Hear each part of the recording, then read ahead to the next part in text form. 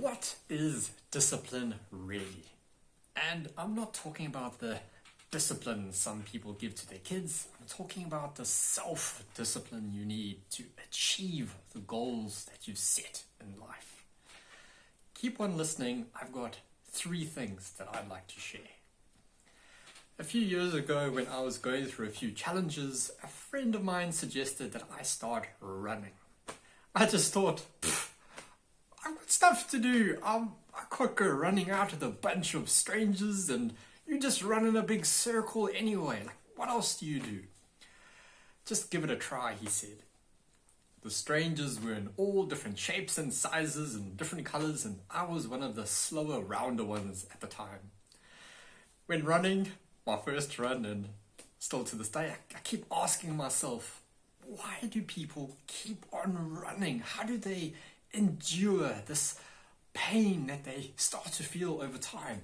Surely that first place runner is in pain right now. He's done it in half the time than I did.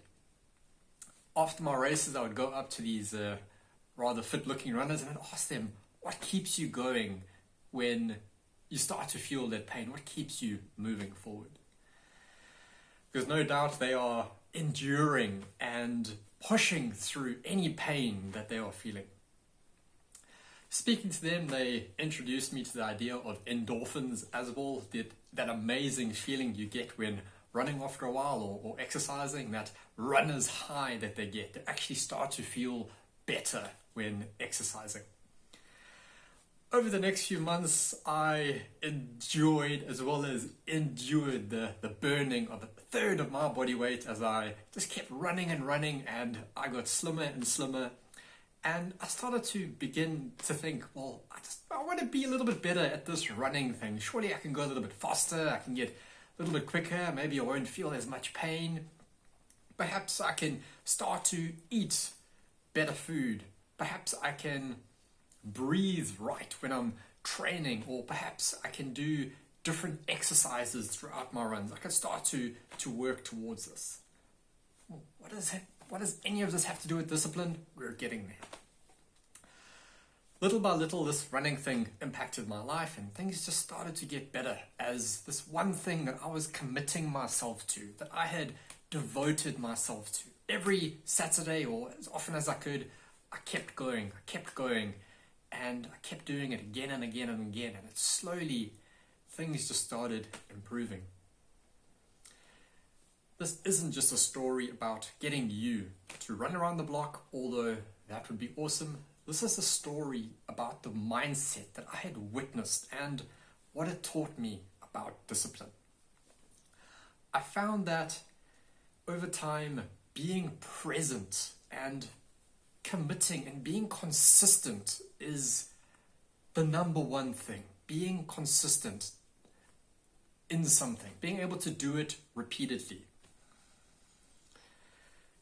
Me trying to be there, being a part of this community was actually not just helping me, but it was helping to inspire others. Perhaps the second time I was on my run, there was someone that was on their first run, and seeing me was inspiring them. And now every time I go, I'm an inspiration, possibly for someone else, and that keeps me going as well.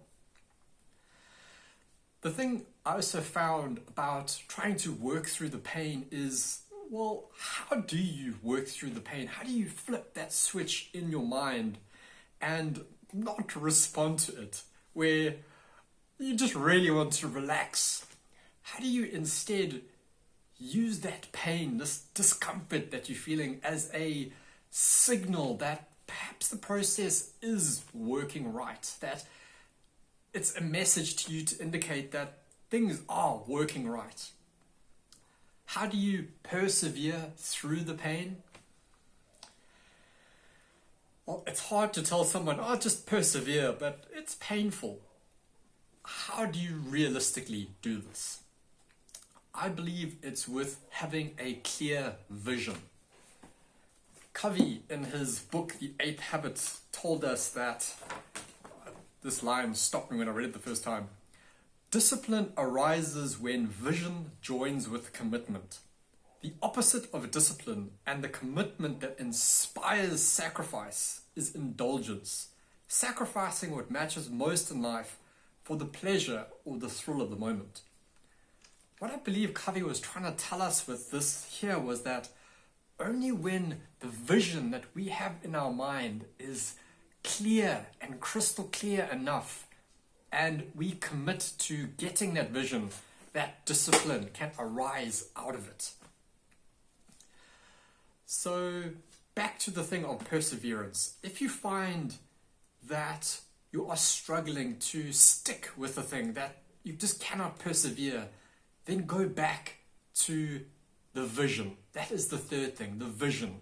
Stop and make that vision as vivid and as clear as you need to in your mind. Make it as big as a movie theater. Crystal clear clarity, the brightness, the vividness. And when that pain eventually comes through the process of working towards what you want, replay that vision in your mind again and again and again. That is what I would call a positive motivation, something that you're aspiring to, that drives you towards it. It is something positive that you want to achieve. Peter Hollins said that without goals and aspirations, discipline is going to feel like a pointless suffering.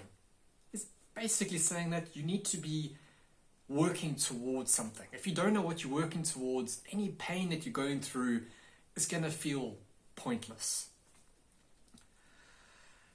An example of a negative motivation is like lying in your cozy bed on a very cold night and all of a sudden hearing a window break, and shortly after that hearing your child scream.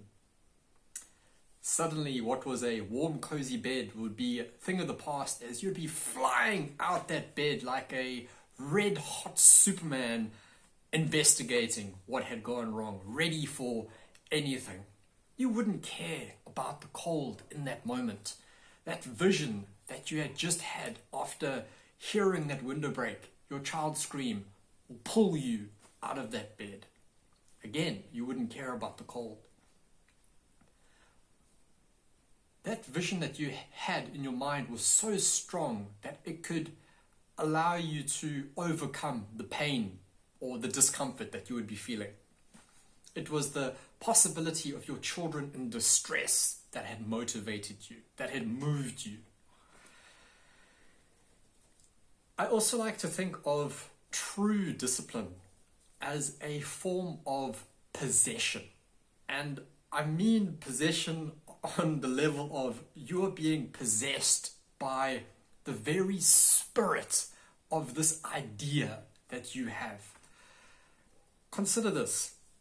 Consider that the goal that you have, this vision in your mind, is so strong and compelling that it has grabbed a hold of you so strongly that you are just compelled to move. You don't have a choice.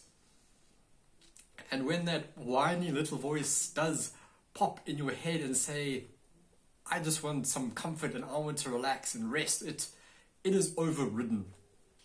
I think that is true discipline on another level, where you can start working on something, you can be focused on it, and single-mindedly you can work on that until the goal is achieved. That is, in my mind, that is like a form of possession. That type of discipline, I think, is a state that we can actually apply to anything, whether it is writing a book or writing a bunch of software code. When we feel that we are not truly motivated to work on something and we feel we are lacking in the discipline that we need to have, we need to go back to the vision, the thing that is drawing us to this goal. Make that vivid again, make that clear. Peter Hollis also said that one strategy to help you master delaying gratification is to think about your future self more than the one who will be rewarded for your temporary suffering. Integrate your view of the future self as one and the same with the you that is acting now. When you're emotionally one with your future self, it becomes easier for you to act for the good of your future self instead of just following the whims of your present self. Quite a long blur, but it's basically saying you need to keep in mind that vision of that future self you want to be. That allows you to not indulge in the moment and not to sacrifice what matters most for the pleasure or the thrill of the moment. That's what Kavi told us. So in the end, what happens if you don't show up and you don't do the things that you need to do? Well, in short, the whole world itself becomes impacted. Really, it is impacted. If you don't do what you need to do, everything is impacted. Just imagine if you had a world-changing idea in your mind, and all you needed to do was to work on it consistently. If you did that, it could change the world. Well, what happens if you don't? The world doesn't change, and the world is poorer because of it. But if you maintained your discipline, if you worked on it every day or every chance you got, the world could be impacted.